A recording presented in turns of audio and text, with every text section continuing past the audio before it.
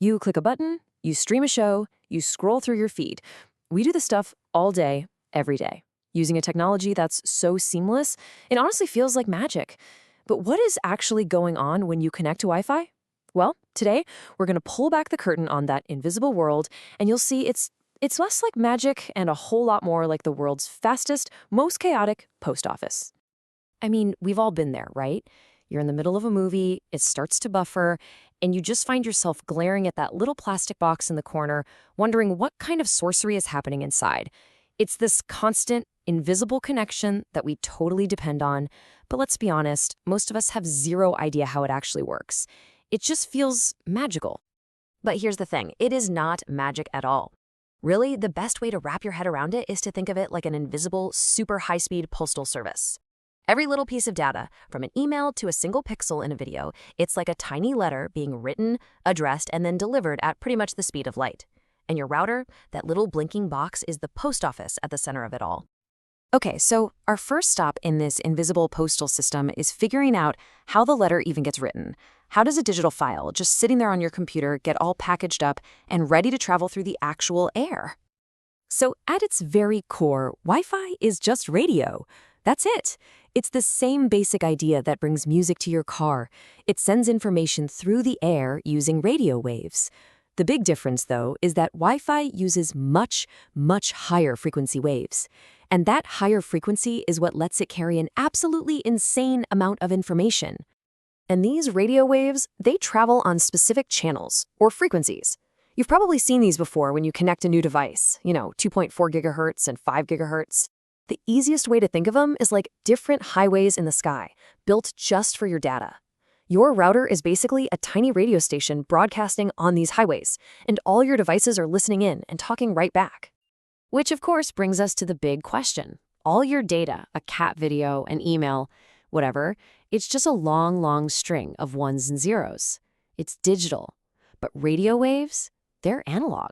They're physical waves moving through space. So how in the world do you translate one into the other? Well, the secret sauce is a process called modulation. Okay, imagine you have a flashlight with a steady beam. That's your basic radio wave. Now, to send a message, you could just flash it on and off for ones and zeros, right? Kind of like Morse code. Modulation is a ridiculously advanced version of that. It takes that steady radio wave and changes it just a tiny bit. Maybe it's height, maybe it's timing, to perfectly encode that stream of ones and zeros onto it. That's it. The letter is written. All right, so our invisible letter is written and sealed in an envelope. Now it has to be sorted and delivered. And this is where the real hero of the story comes in, your router. It is so much more than a box with blinking lights. It is the chaos coordinator for your entire digital life. I mean, just think about your own home. You've probably got phones, laptops, a smart TV, maybe some smart plugs, all of them trying to talk at the same time. And then you've got your neighbors' networks all shouting on similar channels.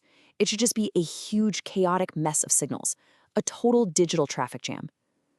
How does your phone even hear your router and not the one next door? Well, the answer is something called the Wi-Fi protocol. You've probably heard of Wi-Fi 5 or Wi-Fi 6, right?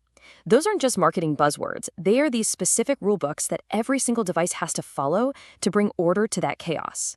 It's basically a set of traffic laws for the airwaves. And the rules are actually pretty brilliant. First, every device has to listen before talking. It checks to see if the coast is clear before it tries to send anything. Second, every device has a unique address, kind of like a serial number, and your router gives it another temporary address for the local network. So every letter has a specific destination. Third, your data isn't sent as one big file. No way. It gets chopped up into thousands of tiny little packets. Each one is like a single letter in a huge shipment. And finally, and this is the genius part, for every single packet your device receives, it sends a tiny message back to the router that just says, "Yep, got it." If the router doesn't get that receipt, it just sends the packet again. It's amazing. So, we know the rules of the road. Now we have to pick which road to take. And this is something you probably do all the time without thinking about it. Why do you so often see two different network options, one for 2.4 gigahertz and another for 5 gigahertz? Understanding this is probably the most practical thing you can learn to make your own Wi-Fi work better. Okay, this chart explains it all perfectly. The 2.4 gigahertz band, that's your long-distance runner. Its waves can travel farther and are way better at getting through walls and other stuff. But it's a slower route, and it is so crowded. Your microwave, your neighbor's router, Bluetooth headphones, they're all clogging up this highway. The 5 gigahertz band, on the other hand, is the sprinter in a wide open lane. It's much, much faster and way less congested. But its waves have a shorter range and get blocked really easily by obstacles. So here's the takeaway. For pure speed, get close to the router and use 5 gigahertz. For range and getting through walls, 2.4 gigahertz is your friend. And this brings us to Wi-Fi's greatest enemy, interference. Just think of it as anything that can block or scramble those invisible letters mid-flight. Thick walls, big metal appliances, even a fish tank can totally mess with your signal. This is exactly why the best spot for your router is usually somewhere central, up high, and away from other major electronics. You want to give those letters the clearest path possible. All right, we've talked about how the letter gets written, sorted, addressed, and delivered. Let's put it all together. Let's trace the entire journey of one little piece of data, from your click all the way to your screen. So you ask for web page. That request gets broken down into ones and zeros. Your device's Wi-Fi chip uses modulation to write that data onto a radio wave. That wave zips over to your router, which acts like the post office, managing all the traffic and sending the wave on its way. The radio wave, your invisible letter, flies through the air, gets to your device, which then catches it and completely reverses the process, decoding the wave's shape back into the ones and zeros that become the web page you see. And here's the part that is just, it's mind-blowing. This whole complicated process, the encoding, sending, receiving, acknowledging, it happens millions, sometimes billions of times every single second. It is this incredible high-speed ballet of physics and code that we have somehow made so reliable that we don't even think about it. And it is not standing still, not by a long shot.